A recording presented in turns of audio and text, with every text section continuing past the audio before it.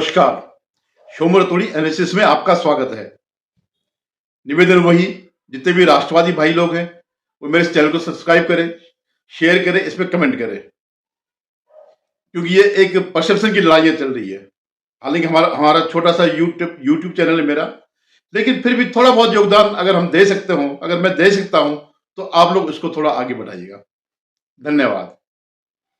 तो जब भारत अपनी स्वतंत्रता की 79th वर्षगांठ मना रहा था, यानी 15 अगस्त को दिन में, उसके ठीक 12 बजे के बाद अलास्का में दुनिया के दो दिग्गज, दो बाहुबली, दो शक्तिशाली राष्ट्राध्यक्ष पुतिन और ट्रंप जो है मिल रहे थे। पहले मैं आपको एक चीज बता दूं, अलास्का जो है ये ज्योग्राफिकली तो रूस से मिला हुआ है, लेकिन इस पर जो है ये जो है उसका अमेरिका का पार्ट है, ये अमेरिकन कंटिनेंट से अलग है। हालांकि दोनों अलास्का और जो कंटिनेंट है इसका नॉर्थ अमेरिका है, उसमें कुछ ही 30-40 किलोमीटर का ही फर्क है। एक्चुअली ये किसी समय में जो है जार ने, जो रूस का शासक हुआ करता, उसने अमेरिका को दिया था, एक कुछ पैसों के लिए जो है इसको बेच दिया था। खैर, ये एक अलास्का भी एक अपने में एक संकेत भी है, ये जो सब ये हो रहा है, जो यहाँ पर वार्ता हुई। तो हम लोग तो अपना वो देख रहे थे, 12 बजे तक देख रहे थे, लेकिन पूरी दुनिया की नजरें अलास्का पे लगी हुई थी, जहां पर कि ये दो महाशक्तियों की नेतृत्व की मुलाकात होनी थी। और आयरनी क्या है, विडंबना क्या है, जिस वार को रुकाने के लिए ये वार्ता हो रही थी, दो महाबली जो है मिल रहे थे, उसमें जो दूसरा पक्ष है, रूस का तो पक्ष पुतिन के पास था ही था, लेकिन जो यूक्रेन का पक्ष है उसमें कोई नहीं था। और वार्ता जो है दो बाहुबली कर रहे हैं, उसके भाग्य का फैसला, और ये मजबूरी भी है उसकी। और इस वार्ता से पहले, इस पूरे दौर में जब वहां से निकला ट्रंप जो है, जब अपने उसे निकला, वाशिंगटन डीसी से निकला, तो पूरे रास्ते भर पत्रकारों से बकवास करता रहा, जो मतलब कुछ भी बोलना। कभी वो पुतिन को धमकी दे रहा था, कभी किसी और को धमकी दे रहा था। एक बात उसने यहां तक कह दिया कि जब किसी ने पूछा कि भाई जेलेंस्की को आप वार्ता कर रहे हैं, जेलेंस्की मानेंगे नहीं मानेंगे, उन्होंने कहा जेलेंस्की का तो टर्म ही खत्म हो गया, अगर कोई समझौता होता है वो नहीं मानते तो जो आने वाला वो है राष्ट्रपति होगा वो इसमें साइन करेगा। तो इस ढंग से एक बड़ी बेइज्जती हुई, लेकिन बेइज्जती ट्रंप की भी कम नहीं हुई। जिस ढंग से रेड कार्पेट बिछाया गया था पुतिन के लिए, जिस ढंग से उनका बड़ा गर्मजोशी से स्वागत हुआ, और पुतिन कोई ऐसे ही नहीं आया, पुतिन अपनी शर्तें लेकर के आया, जो कि जग जाहिर है, जिसको बार बार वो बता रहे हैं कि भाई हमारा ये स्टैंड है कि जो 20%, 20% करीबन जो जमीन है जो हमने कब्जा कर ली वो हमारी हो गई, और नाटो का इसमें कोई हस्तक्षेप नहीं होगा। जो भी यूक्रेन जो भी करेगा वो भूल जाए इस बात को कि नाटो में कभी भी शामिल होने की बात। हालांकि ये बात बहुत जेन्युइन है, क्योंकि कोई क्यों अपने घर, अपने दरवाजे पर जो है क्यों नाटो को लाएगा, जो दुश्मन देश, और वो भी रूस जैसा महाशक्ति, क्यों चाहेगी? ये उसकी जो है एक शर्त थी पहले से ही। हालांकि जैसे मैंने पिछले एक पॉडकास्ट में बताया था, मैंने नहीं बताया था, जो मेरे मेहमान थे डॉक्टर विनोद कुमार, तो उन्होंने ये बात बताई थी कि वो कह रहे कुछ लेन देन होगा। तो लेन देन क्या होगा कि जो रूस ने कब्जा कर लिया है उसमें से ही कुछ वो वापस दे देगा। तो ये जो है एक लेन देन की वाली बात हो गई थी। तो इसका निष्कर्ष क्या निकला?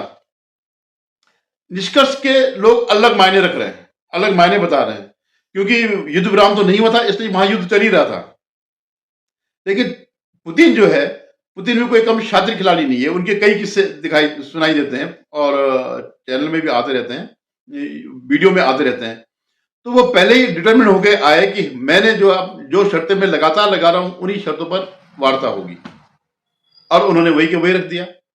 और ट्रंप को भी जो है कोई खास इसमें दिक्कत नहीं है। ट्रंप को भी पता होगा कि रूस क्या चाहता है, ये तो क्योंकि उनके तो सार्वजनिक बयान है कोई, और ये भी जानता है कि पुतिन जो है ट्रंप के सामने नहीं झुकेगा, वेस्टर्न कंट्री के सामने नहीं झुकेगा, जो 2.5 साल से पूरे उसको लड़ रहा है, पूरे नाटो के खिलाफ, अमेरिका के खिलाफ, और इतने सैंक्शन लगा दे, वो जो कहते 20 साल, तभी वो नहीं झुकने वाला है।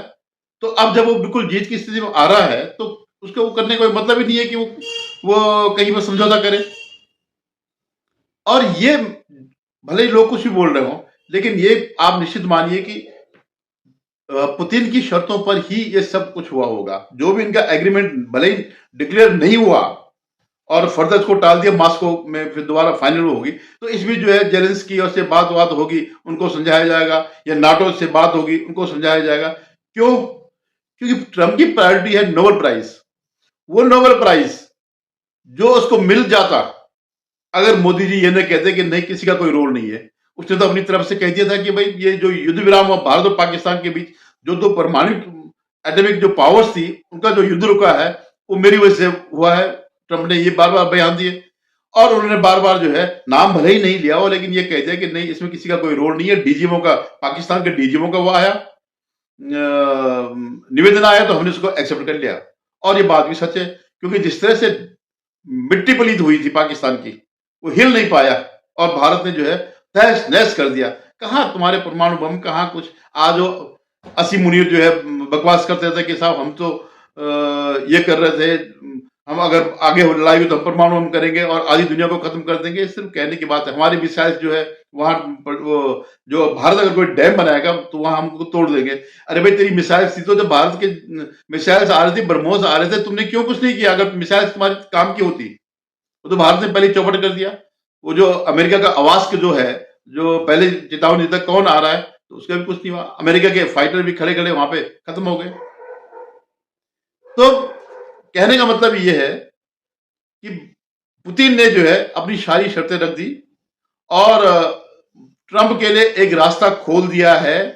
जिस ढंग से ये लोग मिले बगैर दुश्मनी के, एक बराबरी के दर्जे पर मिले कि हाँ भाई ठीक है, तुम ये बंद करवा दो, जो मेरी डिमांड है वो पूरी कर लो, और जो है इसका हम वो कर देंगे, शांति वार्ता कर लेंगे, सीज फायर कर लेंगे। सीज फायर क्या, टोटल शांति वार्ता, कि वो नाटो के साथ नहीं जाएगा, नाटो की मदद नहीं लेगा, नाटो के इसमें कोई हस्तक्षेप नहीं होगा, एक तटस्थ उसके रूप में रहेगा।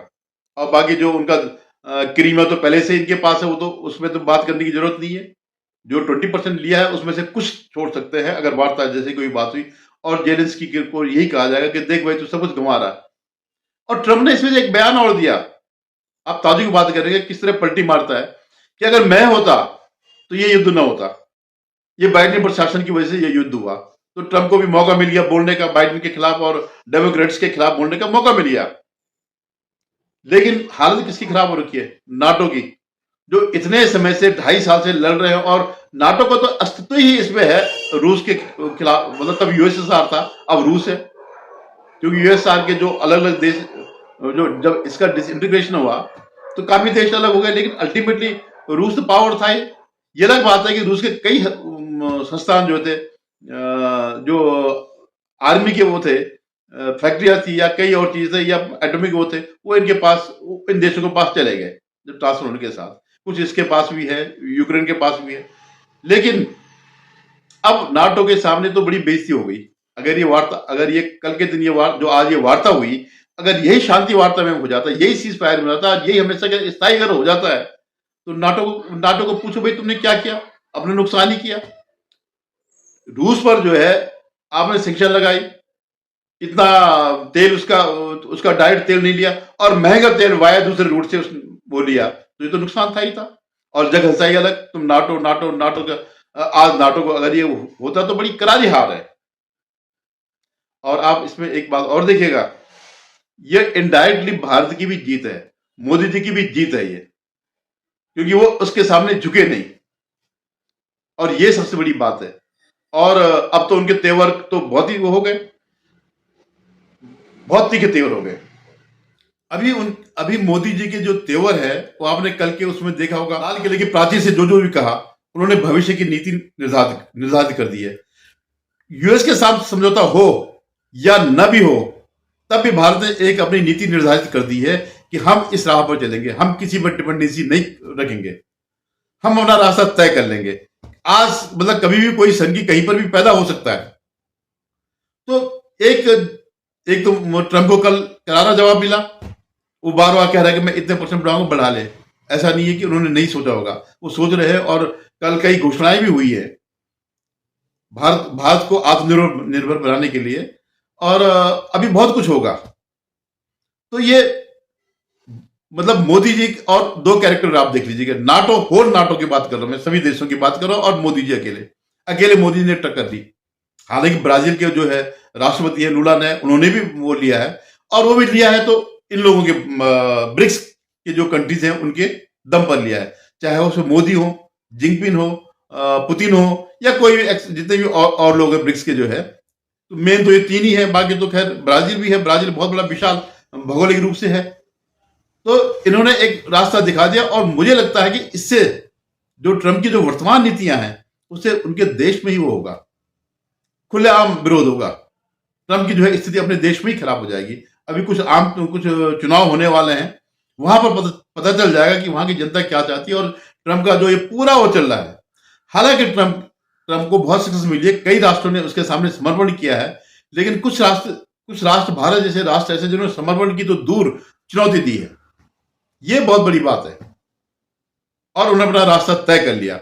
आपको वार्ता करनी है, बराबर की टर्म पे करो, वो हम करेंगे। किसानों के मामला हमें स्पष्ट है, क्योंकि उनके सबसे बड़ा मामला किसानों का ही है, उनके यहाँ तो बहुत ज्यादा खेती होती, उसमें साफ कहते इसमें कोई समझौता नहीं होगा। पोल्ट्री वाले, किसान और ये सब के सब जो है इसमें नहीं समझौता होगा। तो ये इनके लिए जो एक सबक है पूरी दुनिया के लिए, और खासकर राहुल गांधी के लिए, जो आजकल कूद रहा है ट्रंप के भरोसे पर कि ट्रंप मुझे सत्ता में बिठा देगा।